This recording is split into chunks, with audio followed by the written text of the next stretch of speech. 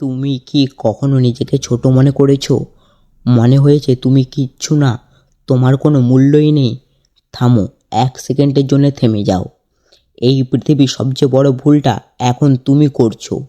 নিজেকে অন্যদের সাথে তুলনা করে নিজেকে ছোট ভাবছো। কিন্তু তুমি কি জানো, এই পৃথিবী তোমার মতো আর একজনও নেই। হয়তো তুমি এখন তোমার আসল শক্তিটাকে চিনতে পারোনি। হয়তো তুমি এখন সেই জায়গায় পৌঁছাতে পারোনি যেখানে তোমার থাকা উচিত ছিল। কিন্তু বিশ্বাস করো, তুমি ছোট নও। তুমি শুধু এখন শুরুই করনি। আজকে আমাদের গল্পের নাম হলো তুমি নিজেকে কখনো ছোট মনে করবে না। তো চলুন তাহলে শুরু করি আজকের আমাদের ছোট্ট একটি গল্প। ছোট্ট একটি গ্রাম ছিল। সেই গ্রামটির নাম ছিল শান্তিপুর। সেই গ্রামে থাকতো একটি সাধারণ ছেলে। তার নাম ছিল রাহাত। গায়ে শ্যামলা রং, গায়ে সাধারণ পোশাক, আর স্বপ্ন ছিল অনেক বড়। কিন্তু একটা সমস্যাই ছিল রাহাতের, সে সময় নিজেকে ছোট মনে করত।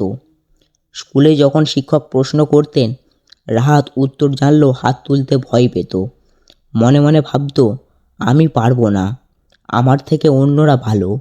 বন্ধুরা যখন নিজের স্বপ্ন নিয়ে কথা বলতো, কেউ ডক্টর হবে, কেউ ইঞ্জিনিয়ার হবে, রাহাত তখন চুপ করে শুনতো, কারণ সে ভাবতো তার স্বপ্নের কোনো মূল্য নেই।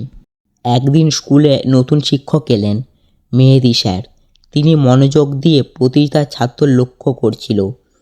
কিছুদিনের মধ্যে তিনি বুঝতে পারলেন রাহাতের ভেতর অনেক সম্ভাবনা আছে, কিন্তু সে নিজেকে বিশ্বাস করতে পারছে না।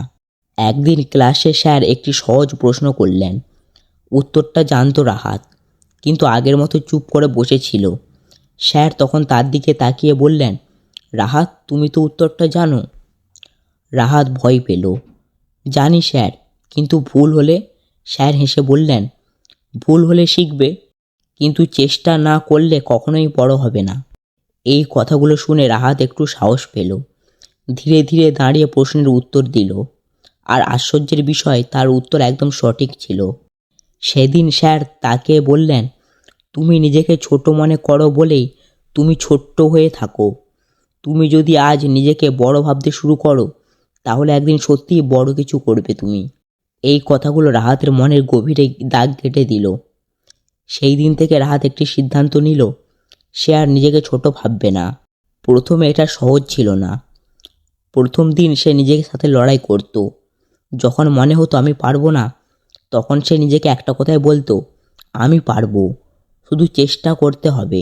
ধীরে ধীরে ক্লাসে অংশ নিতে শুরু করলো, নতুন কিছু শেখার চেষ্টা করলো, আর নিজের উপর আত্মবিশ্বাস ফিরে এলো। একদিন স্কুলে একটি বড় বক্তৃতা প্রতিযোগিতা হলো। আগে রাহাত হলে কখনোই অংশ নিত না, কিন্তু এবার সে নামটা লিখিয়ে দিল। সবাই অবাক হয়ে গেল, রাহাত তুই? প্রতিযোগিতার দিন সে মঞ্চে উঠল।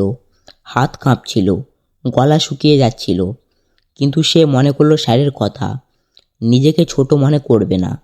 সে গভীর একটা শ্বাস নিল আর শুরু করলো তার বক্তৃতা। ধীরে ধীরে তার ভয় কেটে গেল, তার কণ্ঠে আত্মবিশ্বাস ফিরে এলো। শেষে যখন নামলো, পুরো হল করতালিতে ভরে গেল। ফলাফল ঘোষণার সময় সবাই অপেক্ষা করছিল। প্রথম পুরস্কার পেল রাহাত। সেদিন সে বুঝল, সে আসলে ছোট নয়, তার চিন্তাভাবনা তাকে ছোট করে রেখেছিল।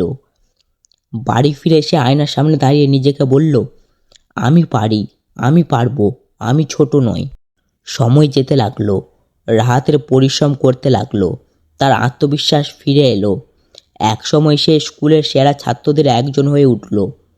অনেক বছর পর রাহাত একদিন একজন সফল মানুষ হলো, কিন্তু সে কখনোই ভুলে যায়নি সেই ছোটবেলার দিনগুলো। একদিন সে নিজের গ্রামের স্কুলে ফিরে এলো অতিথি হয়ে। সেখানে দাঁড়িয়ে সে নিজেকে ছোট ছাত্রদের বলল, তোমরা কখনোই নিজেকে ছোট মনে করবে না। পৃথিবী কেউ ছোট নয়, শুধু আমাদের চিন্তা আমাদেরকে ছোট করে দেয়। তুমি যদি নিজেকে বিশ্বাস করো, তাহলে তুমি একদিন বড় কিছু করতে পারবে। ছাত্রদের চোখে তখন এক নতুন আলো ফিরে এলো। রাহাত হাসলো, কারণ সে জানতো আজ হয়তো আরেকটা রাহাত জন্ম নিল, যে আর নিজেকে ছোট মনে করবে না। জীবনের সবচেয়ে বড় বাধা বাইরে নয়, আমাদের ভেতরে। আমরা যখন নিজেকে ছোট ভাবি, তখন আমরা পিছিয়ে পড়ি। আর যখন নিজের উপরে বিশ্বাস রাখি তখন আসল সম্ভব হয়ে যায়। তাই মনে রেখো, তুমি নিজেকে কখনো ছোট মনে করবে না, কারণ তোমার ভেতর লুকিয়ে আছে অসীম শক্তি।